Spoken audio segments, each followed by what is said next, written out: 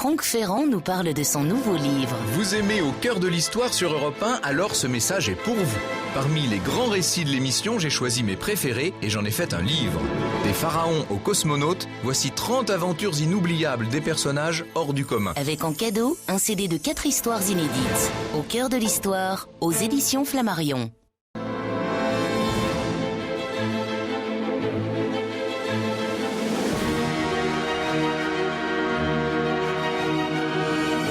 De 13h à 14h sur Europe 1, au cœur de l'histoire. Franck Ferrand. Une fois n'est pas coutume, Franck Ferrand n'est pas à mes côtés aujourd'hui au studio Coluche d'Europe 1 puisqu'il vous propose la visite d'un lieu exceptionnel situé dans le 1er arrondissement de Paris, la Comédie Française. Bonjour Franck. Bonjour Julia, bonjour à tous. La fin de l'année approche et avec elle la période des cadeaux. Eh bien, c'est un présent que nous vous offrons aujourd'hui et ayons l'honnêteté de le dire, que nous nous faisons à nous-mêmes. Cet après-midi, nous poussons les portes du théâtre français, qui est non seulement l'un des plus vieux théâtres du monde occidental, le seul en vérité qui ait survécu à toutes les vicissitudes d'une histoire dont vous allez voir qu'elle a été très mouvementée, mais qu'il l'a fait sans perdre sa singularité. Aux yeux du public, la Comédie Française, on peut dire que ça reste le nec plus ultra d'une certaine tradition nationale, une institution qui, depuis plus de 3 siècles, fait vivre un répertoire riche de nos jours d'environ 3000 titres. Seulement, il ne faudrait pas oublier, et nous allons le prouver aujourd'hui, que cette maison, la maison de Molière, est aussi un creuset artistique très actif, un véritable laboratoire du théâtre. Alors Julia, pour tout vous dire, je me trouve en ce moment dans le foyer du public, dans le foyer Pierre Dux, qui domine cette place Colette. Vous savez que sa fontaine, on est dans le quartier du Palais Royal, tout près du Louvre. On pourrait dire que nous sommes entre le Louvre et l'Opéra, pour ceux qui ne connaissent pas très bien Paris. Et nous sommes accueillis ici, dans cette maison de Molière, par l'administrateur général en personne. Bonjour Muriel Mayette. Mais bonjour. Je sais que vous arrivez de très loin. Vous étiez parti en Extrême-Orient pour préparer des tournées du français. C'est une maison qui exporte son savoir-faire. C'est une maison qui bouge beaucoup parce que c'est un théâtre et donc on essaie d'être le plus vivant et imaginatif possible. Alors, nous sommes en train de marcher vers le grand escalier, l'escalier d'honneur par lequel le public accède à la salle Richelieu. Tout à l'heure, à la fin de cette émission, nous serons dans cette salle et nous verrons quelles sont les nouveautés et en quoi le théâtre a évolué depuis que cette salle existe, c'est-à-dire au moins depuis le Second Empire. Ce que j'aimerais, avant que vous nous disiez, c'est l'impression que vous avez quand vous arrivez, vous, chaque matin ici. C'est Alexandre Dumas qui disait qu'ici, ce n'est pas un théâtre comme les autres parce qu'il y a des bustes qui vous regardent. Est-ce que vous avez des bustes qui vous regardent plus particulièrement, vous, Muriel Mayette ? Je dirais que j'ai de merveilleux fantômes. J'ai grandi dans cette maison, j'y suis rentrée très jeune. Il n'y a pas une journée où j'ai pas le cœur serré d'amour. D'abord de son mode de fonctionnement, mais surtout de cette conscience d'appartenir à une grande chaîne d'artistes qui se succèdent les uns les autres dans la folie de toujours jouer quoi qu'il arrive. Et de jouer non seulement dans l'excellence, mais aussi dans une vraie fantaisie. Ça, c'est ce qu'on a parfois tendance à oublier concernant la Comédie Française. Nous passons devant des piédestals de statues qui sont vides, c'est assez terrible. Là, on est en travaux, et donc on vient de passer devant Voltaire, qui pour un temps n'est plus là, puisqu'on s'est exporté au Petit Palais pour une grande exposition, pour partager en fait avec le public toutes les richesses qui sont dans les parties privées habituellement. Et notamment, il y a les grands portraits de Molière, peints par Coipel, par Mignard, qui sont des chefs-d'œuvre. Et le fauteuil de Molière aussi, exactement, le fauteuil dans lequel il jouait le malade imaginaire au moment où il est très peu de temps dans sa mort. Et puis 4 jours après, il est mort. Ouais.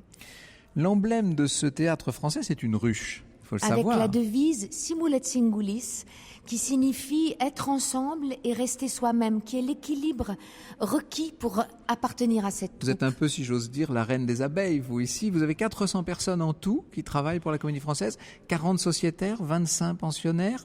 C'est une équipe très importante qui vous permet de jouer énormément, des centaines et des centaines de représentations chaque année. Oui, on donne à peu près par saison 850 levées de rideau, ce qui est énorme. Et on abrite 22 métiers d'artisanat puisqu'on est en autonomie totale sur toutes les créations, avec une 60aine de comédiens géniaux. Et il y a trois piliers dans cette troupe. C'est la troupe, l'alternance et le répertoire. Et ça donne l'excellence de cette école. Si vous voulez, nous vous retrouvons tout à l'heure dans la salle elle-même. Et puis, nous allons nous diriger maintenant vers les parties privées dont vous parliez. Nous allons vers le foyer des artistes. Un moment particulier, puisque j'aimerais revenir sur les origines même de cette comédie française, ce qu'on appelle la Maison de Molière, mais qui, du vivant de Molière, n'existait pas encore. L'histoire sur Europe 1, c'est avec Franck Ferrand. Et nous retrouvons Franck qui nous fait aujourd'hui la visite de la Comédie Française. Et nous avons eu le temps, Julia, de parcourir le c'est un tout petit chemin qui nous sépare de haut de l'escalier d'honneur pour nous installer ici, dans ce foyer des artistes de la Comédie Française qui habituellement regorge de grandes peintures, donc en ce moment pour voir ces portraits, pour voir ces scènes peintes, et il faut aller pour l'exposition de la Comédie Française au Petit Palais. Alors, cette ruche dont nous parlions est un univers à part entière, vous allez le voir, avec toutes sortes de particularités, avec sa société des comédiens, son doyen, son comité de lecture, etc. Il y a tout un ensemble de traditions autour de ce répertoire d'environ 3000 textes, vous imaginez, et puis des lieux tellement extraordinaires, ces loges, ces foyers, cette galerie, bref, tout ce qui constitue la maison de Molière, un Molière auquel le 15 janvier prochain, les comédiens français rendront hommage comme ils le font depuis le 19e siècle. Sachez qu'au moment de la mort de Molière, en 1673 donc, c'était le 17 février, cette maison qui porte son nom n'était pas encore née. C'est tout le paradoxe de l'histoire. Les comédiens de la troupe, évidemment, de la troupe du Palais Royal ont été complètement sonnés par la mort de Molière, mais ils se sont vite relevés. Une semaine après, dès le 24 février, ils donnaient le Misanthrope. Ils étaient bien décidés à poursuivre, mais à poursuivre dans un contexte difficile. Il y avait la concurrence des Italiens, qui à l'époque avaient le vent en poupe, celle des comédiens du Marais, qui restaient accrochés au répertoire de Corneille et à une certaine idée du théâtre à machine, vous savez, avec les grandes machineries, des intrigues souvent compliquées, etc. Il y avait la troupe de l'Hôtel de Bourgogne, qui jouait beaucoup de Racine, évidemment. Et puis, il ne faut pas oublier celle de l'Opéra, qui se trouvait sous la tutelle de Lully à l'époque. Lully qui va littéralement poursuivre la troupe de Molière de sa vindicte, même après la mort de Molière. Et du reste, dès avril 73, ce sont les comédiens, danseurs et chanteurs de l'Opéra de Lully qui vont remplacer la troupe de Molière dans la salle du Palais Royal. Alors, il faudra que Colbert s'en mêle, vienne protéger les comédiens, et c'est par cette ordonnance de juin 1673 que Colbert, le grand ministre de Louis XIV, va parvenir à fusionner ces deux troupes que sont donc les comédiens du Marais et puis la troupe de Molière. On s'installe donc rue Guénégaud. La lettre de cachet de Louis XIV créant la nouvelle troupe n'est que du 21 octobre 1680. On a profité de la mort en juillet de la même année du directeur de la troupe de l'Hôtel de Bourgogne, la Torillière, pour ordonner la jonction donc des troupes de l'Hôtel de Bourgogne et de l'Hôtel Guénégaud. Et ça, c'est la naissance réelle de la Comédie Française qui donc fête cette année ses 331 ans. Alors, quelle est cette troupe ? C'est une grosse troupe. Vous imaginez qu'à force de fusionner, on finit par constituer une grande société de comédiens, 15 comédiens, 12 comédiennes, c'est-à-dire assez de monde pour jouer tous les jours, ce qui assure à cette troupe une véritable prospérité, d'autant plus qu'on est dans un système de monopole du théâtre à l'époque. Alors, les comédiens et comédiennes de l'époque, c'est Rosimond, Brécourt, c'est Poisson, c'est Michel Baron, bien entendu, pour les hommes, et puis pour ces dames, Armande Béjart, la veuve de Molière, Jeanne Beauval, Madeleine de Brie, la Champmêlé, etc. Le directeur, c'est Lagrange, celui qui avait si patiemment compilé le registre de Molière. Et pour aplanir les vieilles rancunes qui peuvent exister entre ces différents comédiens, eh bien, le 5 janvier 1681, un contrat d'association est signé entre tous ces comédiens et comédiennes pour nourrir paix et union entre eux, dit le contrat. Ça, c'est le début de cette autogestion, en quelque sorte, qui, des siècles durant, va faire la force, mais aussi parfois la faiblesse, il faut bien le dire, de cette drôle de troupe que constituent les comédiens français. Bonjour Clotilde de Bézère. Bonjour. Merci beaucoup de nous recevoir chez vous, si je puis dire. Vous êtes sociétaire, vous, du français, depuis pas mal d'années, depuis 97 Oui. Enfin, je suis entrée dans la troupe en 97. J'ai d'abord été pensionnaire et sociétaire après. Bien sûr, c'est comme ça, c'est dans cet ordre-là que ça se passe. Exactement. Est-ce qu'on peut dire que l'esprit du contrat de ce tout début des années 1680 existe toujours? Est-ce que le souffle est le même dans la troupe? Oui, je crois que ce qu'il y a de très beau dans cette troupe, c'est ses traditions. Et c'est vrai que la Société des comédiens français est forte de ses traditions. Et on se rend compte, au fur et à mesure de l'histoire, que à chaque fois qu'on essaye d'en changer les règles, c'est très compliqué parce que ces règles nous protègent. Et ces règles sont très forte et passe les siècles. Alors, il y a des assemblées, ça se passe comment? Comme une sorte de conseil d'administration, en quelque sorte? Alors, la troupe donc est constituée de 2 sortes de comédiens, les pensionnaires qui sont engagés par l'administrateur et les sociétaires qui sont élus par l'assemblée des comédiens. Cette société de comédiens élit elle-même des délégués qui font partie d'un comité. Et ce comité-là assiste au comité de lecture qui décide du répertoire de la salle Richelieu. Et c'est ce comité-là qui gère la troupe, c'est-à-dire c'est ce comité-là qui va décider de l'avancement, de la récompense un petit peu, du salaire et des parts de société et du départ des comédiens. Donc c'est une troupe qui est autogérée et c'est vrai que c'est un système qui est formidable pour ça parce que c'est pas une personne qui décide, c'est une assemblée collégiale et c'est, je trouve, une façon très belle de faire les choses. Je suis membre cette année du comité. C'est un comité qui change tous les ans. Donc, la roue tourne. C'est là qu'il y a les fameux jetons de présence avec la ruche. Il y avait, oui, maintenant c'est fini. Non, ça n'existe plus tout ça. Mais c'est vrai que c'était pour les assemblées. Tout le monde avait un jeton. Alors, avec vous, chers sociétaires, et avec le public qui nous accompagne aujourd'hui, constitué d'auditeurs d'Europe 1, nous nous retrouvons dans un instant. Franck Ferrand sur Europe 1, au cœur de l'histoire. Et nous retrouvons Franck depuis le Théâtre Français.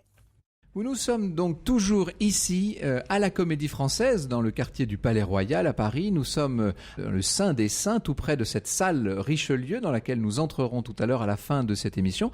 Et nous nous trouvons dans le foyer des artistes. À quoi sert-il ce foyer des artistes, Clotilde Bézère? C'est votre lieu de réunion à vous? C'est le lieu où on attend avant d'entrer en scène.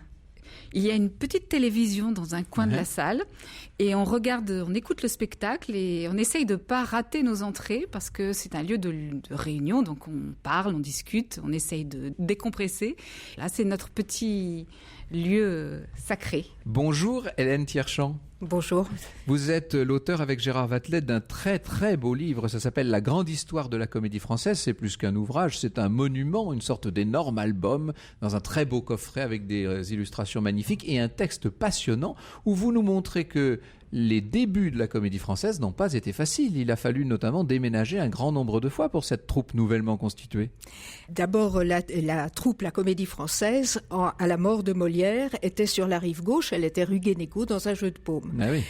À la mort de Mazarin, il a été question de faire un collège des 4 nations sous l'égide de la Sorbonne et les docteurs en théologie ne refusaient. voulaient pas être à côté des comédiens. Les comédiens, c'était des excommuniés à l'époque. À chaque fois qu'ils veulent s'installer quelque part, à l'hôtel de Sourdis, ils ont contre eux la chorale de Saint-Germain-l'Auxerrois qui ne veut pas les fréquenter. Quand ils s'installent au coin de la rue de Savoie, qui est l'actuelle rue Séguier, c'est la paroisse qui proteste. Et puis le curé de Saint-Eustache proteste ensuite quand il s'installe rue des Petits Champs. Ils sont très indésirables, ces comédiens français. Et quand ce ne sont pas les curés, ce sont les bourgeois. Quand ils vont dans une rue, quand ils visent un hôtel particulier dans une rue un petit peu tranquille, qui disent les fiacres, les vinaigrettes, l'affluence des gens, ça fera du bruit dans la rue. Ils vont financer avec leur propre cachet, ils vont se financer des théâtres et ils vont contracter des dettes. C'est absolument étonnant dans l'histoire des troupes. Le grand architecte François Dorbet qui aménage leur nouvelle salle dans l'actuelle rue de l'Ancienne Comédie ne les fait pas payer. Il renvoie à Armande Béjart la bourse d'or qu'elle lui avait adressée quand même. Bon. Il faut dire que tous les gens qui aidaient la Comédie Française bénéficiaient d'entrées à vie. Les places étaient quand même assez chères et ils pouvaient amener des amis. Donc il y avait... il y a des comédiens dans la troupe qui sont déjà de véritables légendes vivantes. Clotilde Bézère, vous avez évidemment Lequin, et puis Adrienne Lecouvreur, la Clairon aussi. Oui, Lequin et la Clairon ont été très importants parce qu'ils ont fait évoluer complètement le costume. Et c'est vrai qu'ils ont recherché une vérité les premiers, parce qu'il faut savoir que c'est les comédiens qui payaient leurs costumes. Donc on avait le droit à des extravagances incroyables. Et c'est vrai que plus on avait un costume incroyable et visible, et plus on avait l'impression que le public allait vous regarder. Donc on avait des costumes, c'était les fées, les sorcières, enfin c'était un truc incroyable. Donc cette recherche du vrai costume commence avec Lequin et Clairon. Et recherche de la vraie diction aussi, c'est-à-dire qu'on abandonne l'ancienne phraséologie, l'ancienne façon de prononcer très très empoulée pour adopter un langage plus proche du langage quotidien. Oui, alors tout ça, c'est des recherches parce qu'évidemment, c'est très relatif. Oui. C'est-à-dire que même les recherches dans le costume, quand on voit les photos, on rigole. Mais il y avait quand même cette volonté de... Donc on ne va se mettre à jouer en costume d'époque que beaucoup plus tard sous Louis-Philippe, du reste. Ça commence avec Talma. C'est Talma. Ah oui, Talma. Ça commence à 1790. Talma qui joue pieds nus et en toge. Oui. Ça, c'est... Et qui joue qui a fait dessiner son costume. Il joue Brutus de Voltaire. On revient à Voltaire. Et il joue le Romain dans un costume que lui a dessiné le peintre David, spécialiste des Romains s'il en est. Il met donc une toge. Il est sans collant, sans maillot, pieds nus. Et il a une perruque courte aussi. Il a une perruque courte. Oui, donc c'est une révolution incroyable. Et sa partenaire, Madame Vestris, va lui dire: comment Talma, vous ne portez pas de culotte? Il lui dit: mais les Romains n'en portaient pas, madame. Elle crie cochon et elle quitte la scène. Par contre, le public, en 1790, nous sommes au lendemain de la prise de la Bastille, et le public voit dans la prise de position de Talma un acte révolutionnaire, un acte citoyen, et applaudit, et Talma va devenir la grande vedette de la comédie française. Quels sont vos modèles parmi les grandes comédiennes de cette époque du début du 19e siècle? Il y en a, Clotilde de Bézère? C'est pas vraiment des modèles, mais c'est des exemples d'actrices assez incroyables, avec des caractères amusants. Il y a par exemple Mademoiselle Mars, qui était quand même quelqu'un d'assez extraordinaire et qui tenait tête aux auteurs, comme par exemple Hugo. Elle avait dans Hernani, elle refusait de dire notamment: vous êtes mon lion superbe et généreux. Oui. Elle trouvait ça très très laid, et surtout le rôle avait été plus ou moins écrit en pensant à quelqu'un comme Talma, et c'était un acteur beaucoup plus petit et fluet qui jouait le rôle, avec beaucoup moins de moyens, et donc de dire un lion à cette personne-là, elle ne pouvait pas le supporter. C'est un lionceau. Donc elle a lutté âprement pour ne pas dire ça. Elle lui a proposé plein d'autres choses, mais Hugo tenait fermement à son lion et a fini par l'obtenir. Dans un instant, nous continuons cette passionnante pérégrination dans le temps, mais aussi dans l'espace, puisque nous allons nous promener du côté de la galerie, la grande galerie là-bas, vous allez voir. Franck Ferrand sur Europe 1. Franck qui nous en parle depuis tout à l'heure, et ça y est, il ose enfin entrer dans la salle Richelieu. Et oui, Julia, et nous tournons autour de cette salle comme si on n'osait pas y entrer. Je vous rassure, on va y aller tout à l'heure. Et puis, les auditeurs qui sont avec nous visiteront également des parties, notamment tous les ateliers, car il ne faut pas oublier que la Comédie Française, c'est aussi un véritable creuset pour les métiers d'art. Nous en parlerons de ça avec Muriel Mayette. Nous sommes en compagnie d'un pensionnaire. Maintenant, vous savez faire la différence entre les sociétaires et les pensionnaires. Nous sommes avec Nazim Boujna. Bonjour, Nazim Boujna. Bonjour. Vous jouez en ce moment le marié dans la noce de Brecht? Oui, tout à fait. Alors, vous êtes entré quand, vous, à la Comédie Française? Je suis rentré il y a 2 ans maintenant.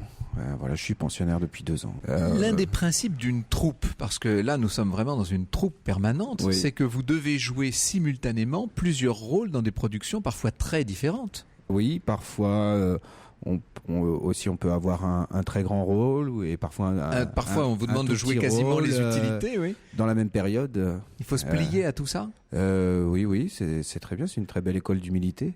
Alors, je parlais tout à l'heure de l'organisation de la Comédie Française. Nous racontions son histoire et nous avons évoqué très rapidement la Révolution, période très difficile de 1789 à 1799 pour la Comédie Française. Et puis, comme toujours, le premier consul Zorro est arrivé, si je puis dire. Une fois de plus, comme toutes les grandes institutions françaises, c'est Napoléon Bonaparte qui va remettre tout ça sur pied, et il va signer le fameux décret de Moscou, qui est l'organisation, qui est le règlement intérieur, si je puis dire, de la Comédie Française. Un décret de Moscou qu'on appelle ainsi parce qu'il l'a signé là-bas pendant la campagne de Russie, à Moscou. Ça paraît un peu incroyable, mais c'est ainsi. Un décret qui pour l'essentiel et avec quelques petites modifications, est toujours appliquée de nos jours. Ça doit être un peu, là on est en train de se promener il faut expliquer, hein, nous sommes le long de la place Colette, dans cette galerie avec tous ces personnages illustres. Nous sommes devant les bustes des grands auteurs, notamment. Nous avons là le buste là je suis devant le buste de Scribe, on a celui d'Hugo juste devant nous. Musset, pas loin. Et Musset juste après. Ça a un côté quand même impressionnant. Vous êtes là, vous devez avoir l'impression d'être le serviteur d'une certaine culture. Mais on est dépositaire de cette culture. C'est vrai que la Comédie Française, c'est un lieu où on jouera toujours Hugo, toujours Racine, toujours Corneille. Parmi les grands comédiens de la période plus récente, ceux qu'on a pu voir tous à la télévision évidemment, est-ce qu'il y a parmi les grands sociétaires du français des gens dont vous vous sentez vous plus proche? Vous avez des personnes que vous admirez particulièrement dans les grands comédiens, je sais pas moi, des années 60, 70, qui ont fait la gloire de la Comédie Française à l'époque où la télévision n'avait qu'une chaîne et où la Comédie Française était très souvent. Il y en a beaucoup, évidemment. Ouais, quelqu'un comme, je sais pas, Michel Aumont. Oui, bien sûr. On se souvient évidemment du passage de Isabelle Adjani. Est-ce que les sociétaires vous donnent des conseils? Est-ce qu'il y a un lien entre sociétaires et pensionnaires? Est-ce que vous avez l'impression en quelque sorte, de continuer à vous former ici à la Comédie Française? Oui, tout à fait. De par la fréquence évidemment du travail, et puis aussi il y a une espèce de transmission qui se fait, en tout cas moi que j'ai connu, et qui doit se faire, je pense, depuis la création de la troupe. On se passe tous le flambeau petit à petit. Un ancien pensionnaire du Français, dont je ne citerai pas le nom, mais qui me racontait dans un dîner récemment une anecdote. Quand il était ici, il s'était trompé d'ascenseur, il était monté dans l'ascenseur des sociétaires. Ah ça avait oui, fait ça un n'existe scandale. plus. Ça. C'est fini tout ça. Non. C'est vrai qu'avant, il y a deux ascenseurs. Il y en a un très grand, c'était pour les sociétaires qui étaient quand même moins nombreux. Et puis il y en a un très petit qui était pour le reste des gens qui travaillaient dans la maison. Mais maintenant, tout le monde peut prendre les deux ascenseurs indifféremment. Si même la Comédie Française se démocratise, où allons-nous? Nous nous retrouvons dans un instant dans le cœur même de la salle Richelieu. Mais je n'oublie pas qu'en attendant, nous avons des nouvelles de cette hôte de Noël qui vous tient en haleine. Franck Ferrand sur Europe 1. Et nous suivons toujours sur Europe 1 les pérégrinations de Franck aux Français. Et ici, Julia, c'est la pénombre en plein jour. Nous sommes entrés dans cette somptueuse salle Richelieu de la Comédie Française. Et en ce moment, on est en train, pour un spectacle, pour le fil à la patte de Feydeau, si je ne m'abuse, on est en train de faire des réglages lumière, ce qui explique que nous soyons plongés dans une semi-obscurité en votre compagnie, puisque vous nous avez rejoint, Muriel Mayette. Merci beaucoup. Nous étions en train de dire il y a quelques minutes avec Nazim que cette maison est aussi un creuset pour les arts, pour les métiers d'art. On fait de la broderie, on fait de toutes sortes de choses extraordinaires. On abrite 22 métiers d'artisanat et on a fait rentrer dernièrement sur le plateau, puisque le théâtre accueille une multiplicité de disciplines nouvelles comme la musique, la vidéo. On a fait rentrer les marionnettes, on fait des disques. On essaie d'ouvrir notre savoir-faire à de nouvelles pratiques qui viennent enrichir tous les spectacles de la création aujourd'hui. Alors quand on regarde évidemment l'extraordinaire déploiement de tous ces balcons à l'italienne, plein de dorures, tout ce velours rouge, ce bois, tout ça est somptueux, on est là dans la plus pure tradition. Il y a constamment chez vous une balance entre tradition et modernité, voire futurisme parfois.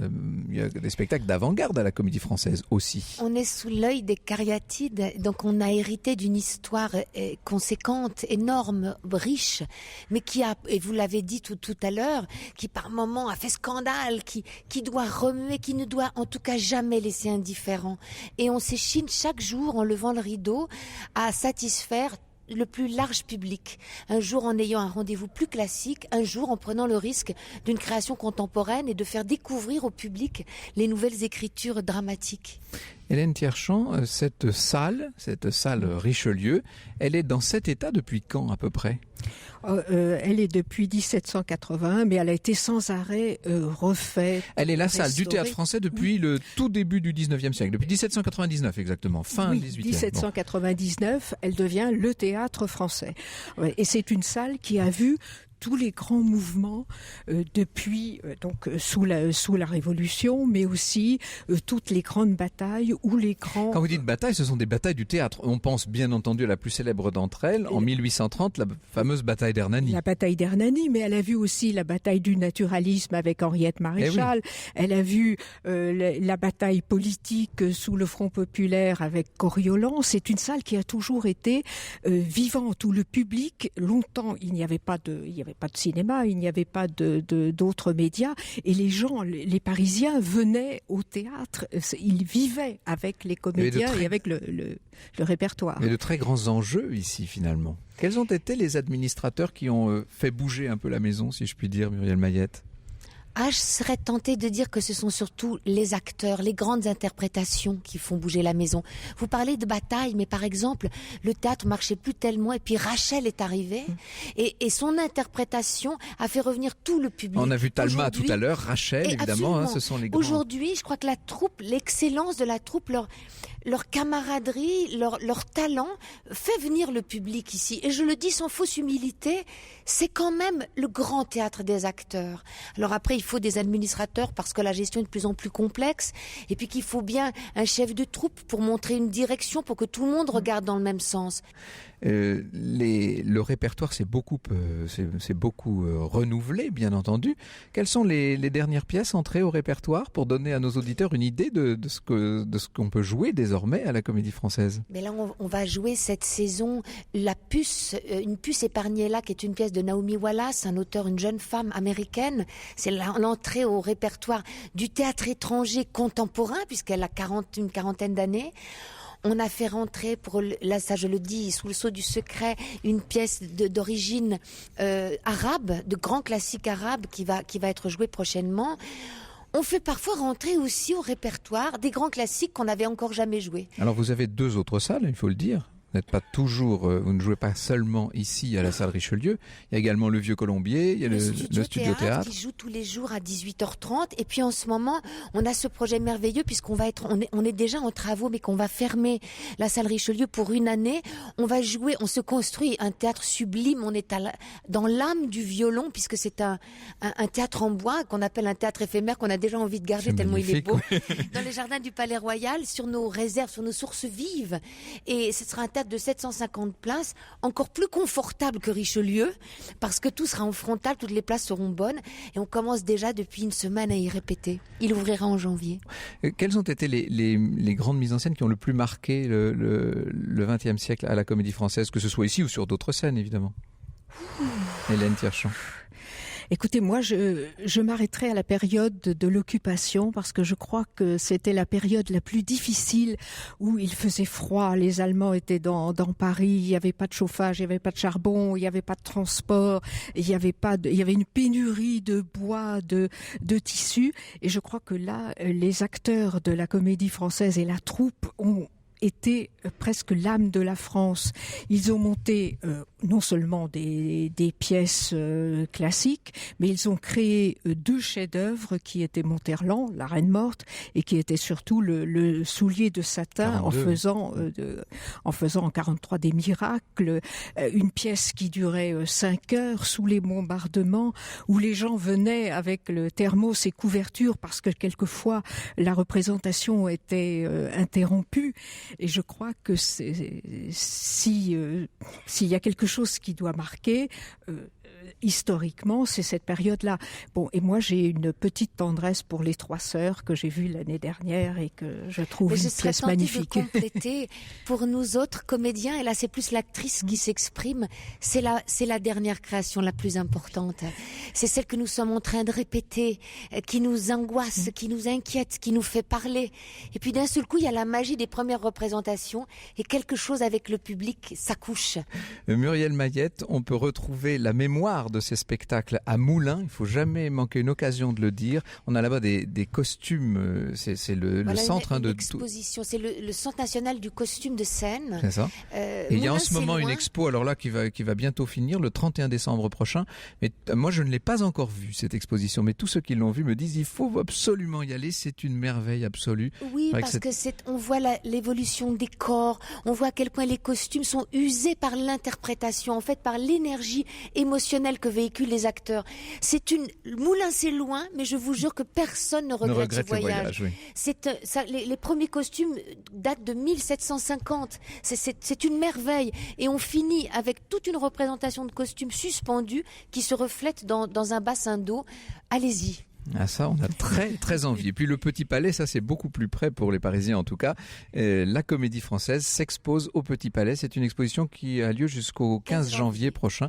Donc je pense que ça, pour tous les amoureux du théâtre, c'est également presque un pèlerinage à faire. Merci beaucoup Muriel Mayette. Merci Hélène Tierchamp. Je rappelle le titre de votre ouvrage avec Gérard Vatelet aux éditions Télémac en partenariat avec la Comédie Française. La grande histoire de la Comédie Française, c'est presque un monument de papier et qui se termine, comme tout beau monument, par une superbe galerie, en l'occurrence une galerie de portraits dont on n'a pas envie de sortir. Merci beaucoup. Merci au public qui très sagement est bien assis dans cette salle Richelieu, nous a suivis depuis le début. Et chère Julia, oui. Vous retrouvez vos studios de la rue François 1er. Exactement. Elena Morna vient d'ailleurs de me rejoindre. Bonjour Elena Morna. Bonjour Franck, bonjour à tous. Alors nous sommes ensemble pendant 1h30 avec les experts européens pour parler de voitures. Vous savez que c'est un des budgets qui coûte le plus cher chez les ménages français. Eh bien avec les experts, nous allons réduire la note, réduire la facture.